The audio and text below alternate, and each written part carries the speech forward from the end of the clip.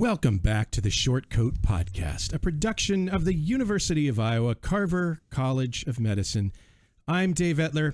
I'm here in the SCP studio today with some leading lights in medical education, including the always delightful Abby Fife. Hi. We've got the brilliant Nick Lind sitting next to her. Hi, Dave. Over there, we've got the beguiling Nathan Spitz. Howdy, partners. And the always blithesome Grant Stalker is here as well. Let's see. Grant is an M1. Got it. Nathan is an M3. And then we've got the two M4s, Nick and Abby. Almost done. Almost. 2 more days to what, Black Monday? Is that what they're calling it? That's probably appropriate, yeah. 4 days till I can sleep again. Yeah, right? Well, so even then, though, because you don't know where you're going. Don't say it. Stop it. Okay, I thought you were... Stop it. Stop it. I know I'm going somewhere. Yeah, you'll know if you're going somewhere. And for the listeners, Black Monday, this is in reference to the Monday of match week in which M4s across the country find out if they have matched into a residency program or not. Exactly. If you thought that was all that was in the room, well, you'd be wrong, Shortcoats, because we're also joined by a listener today, Eliza. Welcome to the show, Eliza. Thank you so much. Hi, everybody. Hi. Where are you from, Eliza? So right now I am from Evanston, Illinois, which is just north of Chicago, although I am a transplant from the East Coast. East Coast. Where in the East Coast? From outside of Philadelphia. Shout out to Downingtown, Pennsylvania, my hometown. Well, there you go. And I understand you're a first-year med student. How have you found your first year? Be honest. Yeah, so I found the fall of my first year to be very difficult. Yes, I am an M1 at Chicago Medical School at Rosalind Franklin University. And the transition from working full-time to going to med school full-time was a rough one, I think, for me a little bit. I also was not originally a science major, so the first few blocks were like very heavy in biochemistry and things like that. So it was harsh. There's like a big adjustment to getting used to being wrong all the time. You know, I never was wrong so much in my life until the fall of this year. That being said, I've kind of got my feet under me. And then since the holidays and we moved into doing systems blocks, that's going better. And now I feel a little bit more like a human and that I've made good life choices again. I can relate. Yeah, it's all going to work out. Yeah. Okay. I'm right there with you. The amount of, I vaguely heard of this word before when you first start to now in like our second semester where you're a little bit more confident, not a lot more confident, but a little bit more it's a nice feeling. Yeah. And I think I've just like accepted that I'm wrong a good 30% of the time. It's the way to do It's it. really best, to cultivate that. Yeah. That idea. Yeah. Well, we're happy to have you here. You reached out to us at the shortcoats@gmail.com because you wanted us to talk about something in particular today. What was your suggestion for us? Yeah, well, so I have very recently started going back to work a little bit because of some financial strain. I am a non-traditional med student. I have a child and a husband. And when I went from working to getting financial aid, it was about a half of my salary decrease in terms of what, I'm bringing into the family. So I had tried in the fall not to work, but it's catching up with us. So I've decided to go back to work. And I was just really curious to hear about different people's perspectives, what other students maybe have done. I know it's uncommon to work, but I'm kind of doing it. So what are you doing? Yeah, so before I went to med school, I was a therapeutic yoga teacher. I taught actually in a psychiatric treatment center, which is what inspired me to want to go to med school. And so I work with folks who, for a variety of reasons, don't really fit into your sort of typical public yoga class. Most of them are dealing with trauma response and things in the body that do better work individually with me. So I work individually and I teach one public class a week doing therapeutic yoga. Cool. Yeah, thank you. I feel like there's some questions that I want to sort of touch on before we start talking about it. On your worst work day, do you find your work mentally taxing or draining? It depends on the session. And on my worst day, yeah. Some of the stuff people bring into their sessions with me is kind of heavy. And so sitting with some of that can be rough. And right now, I will say I don't have anybody who has like a personality disorder. But when I do work with those folks, they can pull you through the ringer a little bit. Mm-hmm. Have to be sort of aware of my own responses. So sometimes it's tiring. Yeah. I also see people like at 7 a.m. So then having to go to med school after that all day is tiring. Sure. I also just want to like commend you for the work that you do. I literally on my way here was work. So I'm on the inpatient psychiatric unit right now. I was working with somebody who's doing somatic yoga, and we like just talked about the body keeps a score, which is like a popular like medical pop psychology book for the lay listener. And if you're interested in this type of work, I would 11 out of 10 recommend the book. It's from a Harvard trained psychiatrist who kind of details the history of like trauma and the history of PTSD and how first kind of like the medical history, then going into how trauma can like physiologically affect a person. And the last like third of the book is like alternatives to medication and how we can help people with trauma. And so I think the work that you do, I just want to say that's awesome. And the work that you do drastically does help patients. So Yeah, thank you. That is the book that inspired me to go to medical school, because it really solidified a lot of the feedback and ideas that I was getting in the moment with patients, but I didn't have much of a science background, and that kind of opened a whole world for me. Yeah. It's early in med school for you at this time, but do you have any thoughts as to future specialty? So I would like to be a psychiatrist. Okay. That is the plan. That is why I went. I have a very open mind. I am very interested in things like chronic pain and the way these physical experiences kind of interact with what we might consider a mental disorder. Yeah. So we'll see how it goes. But psychiatry is the plan. One little plug. There's actually a pain specialist here at the University of Iowa who went through psychiatry training and then went into chronic pain, did a chronic pain fellowship. So Cool.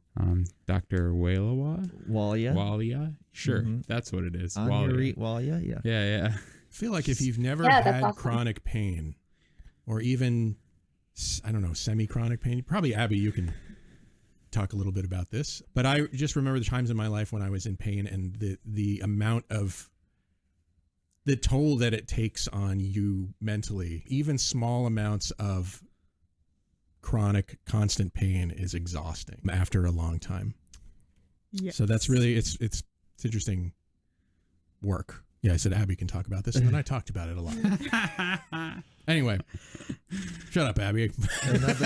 another plug and team psychiatry all the way. Also, what I came to medical school for, but the physical medicine and rehabilitation. I don't know if you've had any exposure to that. Yeah, we had specialty. a lecture. It was good. It was Okay. interesting. Yeah, and that's Yeah. something like Yeah. I feel like in the preclinical, you get like a couple lectures on like osteoarthritis, and that was like about it, and it's often not a required clerkship for other students, so that could be something of interest as well.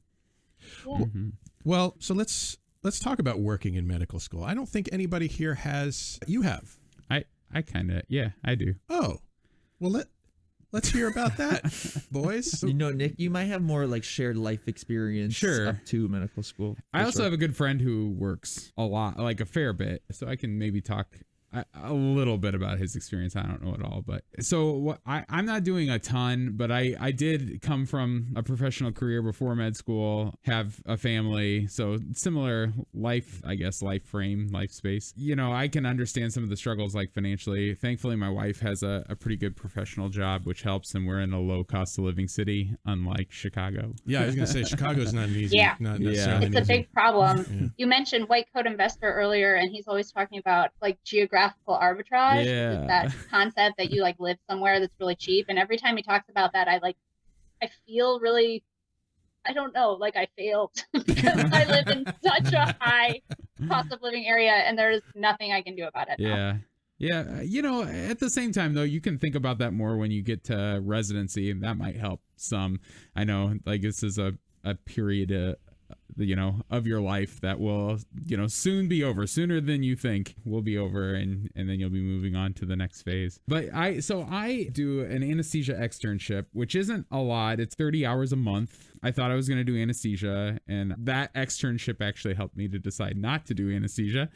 I still really like it. I think it's a cool specialty, but in the end, I decided to do emergency med. But I work kind of like as an anesthesia tech in the OR for 30 hours a month. And then on the side, I kind of do med student things. So I get to, help intubate, help, with IVs and lines and things like that. So it's a good experience. It's not a lot of hours. It doesn't pay all that well, but it's a little bit of extra money in my family's pocket that we weren't expecting.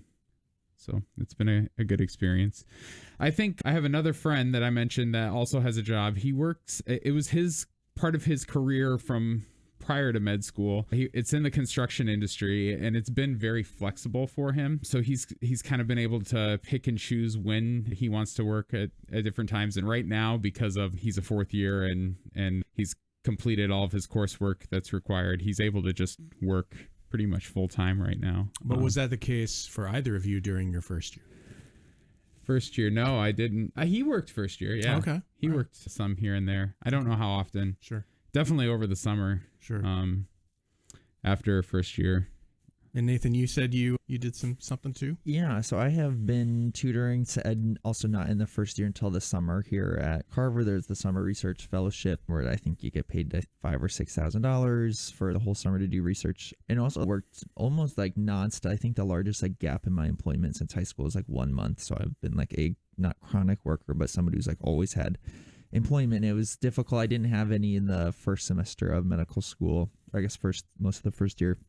And then started tutoring, and I don't remember exactly the question that Dave had posed to the group, but when I think of employment in medical school, I think something as far as tutoring, I don't know if that's an option for you as you move forward in your career, but I found it very one in the income, the additional income that it can bring. I found it super helpful when you're reviewing material, and I'm not sure with Chicago's or Rosalind Franklin's curriculum, but for us, it was nice to kind of spiral back a year later. And in the process of tutoring, you're reviewing the material, and I think I learned it even better the second time around. There's that deeper understanding that you have to create to be able to teach and lead other students. So I found it was nice to get to review and to get to be paid at the same time. And also, I think increased my interest in academic medicine. I don't know if that's of interest to you as well, but I had never tutored before. And having that positive experience, I think, also opened my eyes to my enjoyment of tutoring and the teaching process, and helped kind of shift my path that way. I think I was working maybe 10 hours a week, doing both group and individual tutoring in that regard. So overall, I'd say it was a positive experience. And I don't know if they have opportunities for you as a second year medical student. It sounds like you really enjoy the work that you're doing now, and it seems really impactful and in your career trajectory. I haven't gone through the residency application process, but I can imagine that's something that could be looked upon favorably by schools if you were looking at an academic program, again, to demonstrate that interest in, hey, I love and enjoy, no, you don't have to love it, but I enjoy teaching and have all of this experience. And even if Rosalind Franklin doesn't offer that programming or that opportunity for you to do paid tutoring, there are also online services. You just do it anyway. Yeah, online services that you feel if you have the time, and you can chart, if you're doing I'm thinking of this, and then next year of doing more private based tutoring where you can get to be more in control of the money that you make and what you charge. Not to be exploitative, but there are people who charge larger fees for the hour, and you can charge for prep work and things like that. Yeah, and I do think that's a really key factor because time is so valuable in med school. I noticed I was offered a public class to teach, and I declined it because the amount of money that I'd make for the hour was only about half of what I make when I work with an individual. So there is definitely a lot more picking and choosing I do now about, is it, how much, what percentage off the quiz will I lose if I don't study for this hour? So how many Yeah. dollars is that worth? Like, Yeah. it's kind of how It's the some of the classic- negotiation. The classic med student calculation. Which of these, Yeah, which like, of these can two I still activities is pass? higher yield? Yep. Yeah. Right. Yeah. I know a lot of people also will review like books and things like why am I blanking on the name? Everybody poops. Yeah, they Oh, review is that not Everybody it? Poops. No, so some students will like do review textbooks like First Aid or some of the other books out there. A lot of times once you're like M3, M4, you actually start getting emails from these groups asking if you want a job to review some of their material. So Abby's looking at me like, what the hell are you talking about? Nobody's paid me to review. I've never been paid. I just get the email. But I've never gotten an email. I don't know. I don't know how that. I got on the list. Abby didn't survive the weeding out process. You're not on the wrong email. Shortcoats, if you're enjoying our conversation today, I'd be grateful if you'd let people know by posting a story on Instagram or Facebook or tweeting about us. And don't forget to tag us in your post. Thank you. You know, if you were to ask a school, anybody from a school, should I work during med school? They're all gonna say no. They're all going to say no. I know. Yeah. And, even some other people that we've talked about on the show or talked with on the show, I did a quick search this week about this topic, and, Ryan Gray, our friend over at MedEd Media Network, his site doesn't recommend it either. His site recommends, go whole hog on, this dream that you have, and don't set aside any other time for other, I wouldn't say for outside activities, but work shouldn't be one of the outside activities if you can, and I imagine that the caveat there is if you can swing that. And, I get that. I understand that, you don't want to recommend work to, outside work to med students because you want them to focus on med school in order to be successful. And there are things that you need to consider, I think, about whether or not you want to work. For instance, if you know what specialty you want to go in at the time that you want to work, is that specialty super competitive or less so? Because if it's super competitive and you've sacrificed some of your time and energy in studying for work, then that could translate to, lower grades or lower performance that it might affect your career prospects. If you wanted to go into dermatology, but you spent a lot of time working, fair or not, that's a sacrifice that you made right there.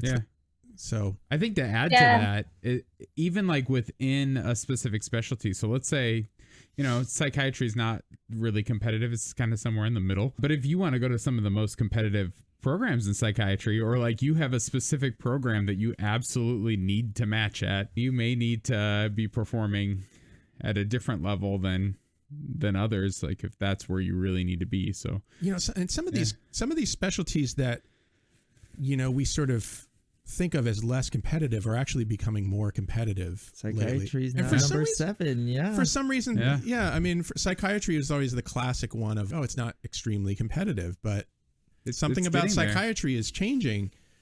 And so it might be competitive, might be much more competitive by the time you graduate, Eliza.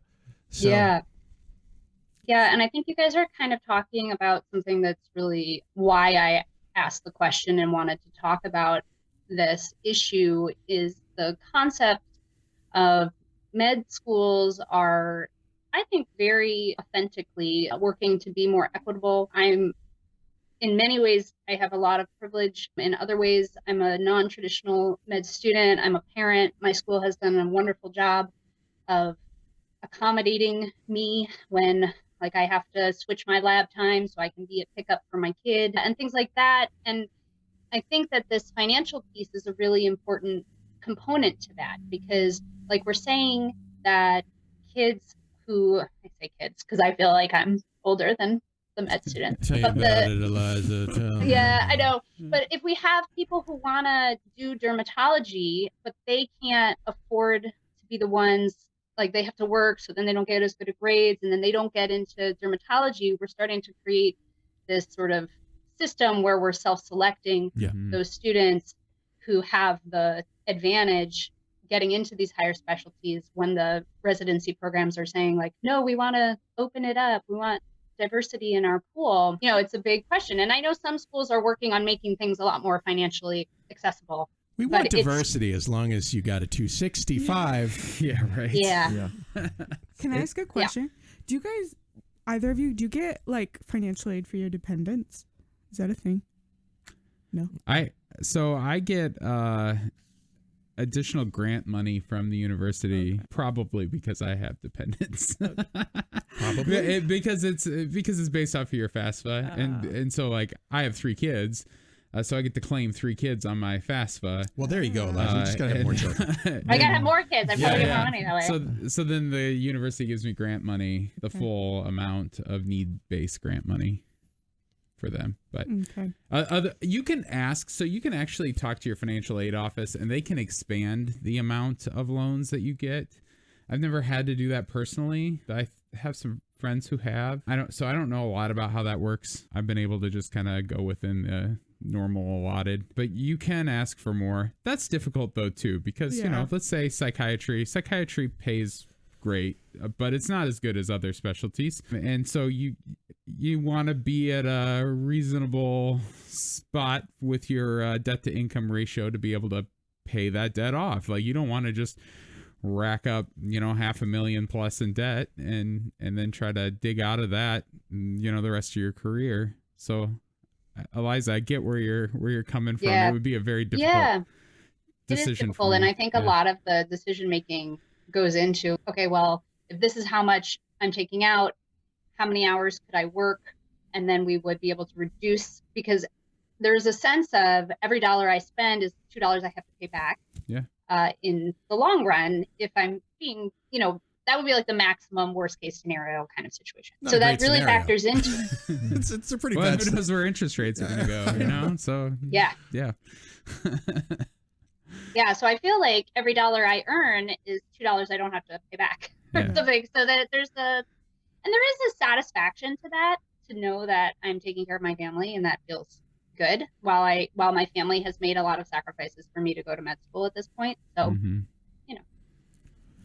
Something, and just for like other listeners, I don't know if this would fit into your situation or not. I'm talking kind of like, for example, in dermatology and needing certain metrics and things like that as paid research positions as well, though they're like harder to come by and may not pay as well as like individual or group like based practice like you have could be an option for students if you also are considering working during medical school. Like one of the residents I know in psychiatry, he worked in his lab, and his lab like paid for him to continue to work while he was in medical school, and that gave him valuable skills. It was a source of income for him and his wife, and he was able to like get a couple of like publications or be on a couple of like publications as well. So I mean, the theme I'm hearing here is if you can kill 2 birds with 1 stone, that's a better equation than I'm going to go work at something that's completely unrelated.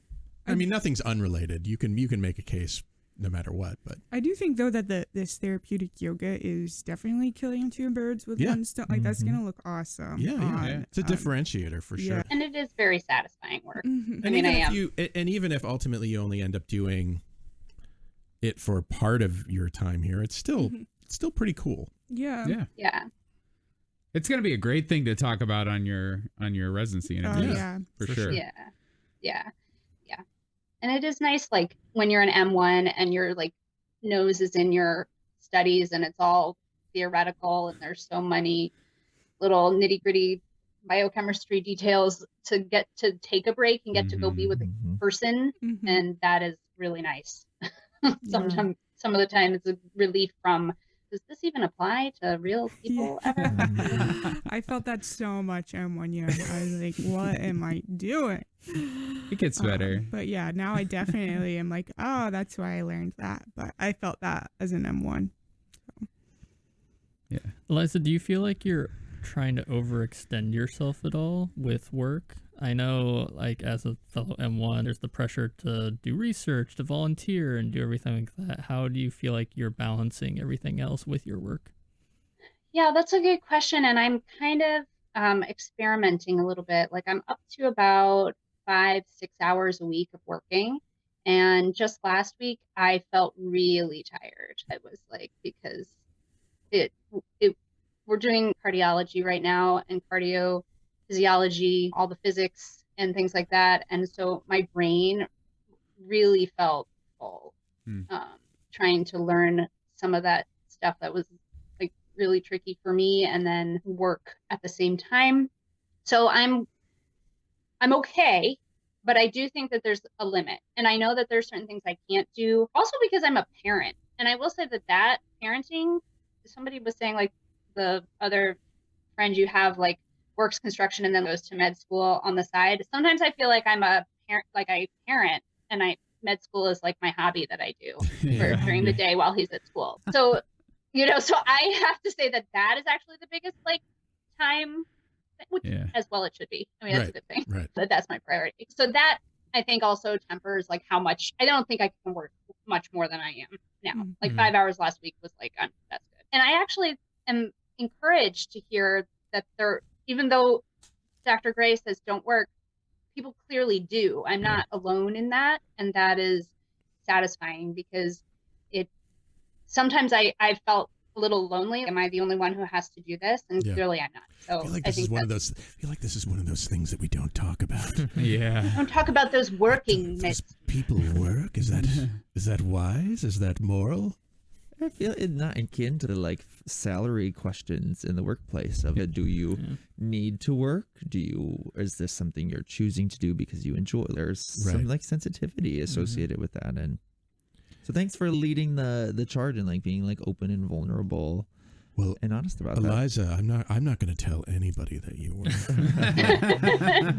Nobody will ever know. No, but I do think like we had this great speaker. She came to our school to talk about like the pay gap and inequality. And one of the big things that she's a proponent of is transparency is a way to close income gap and make things more accessible. So I think that talking about that, hey, it's hard to make it financially when you're a non-traditional med student, I think is really something that people should know.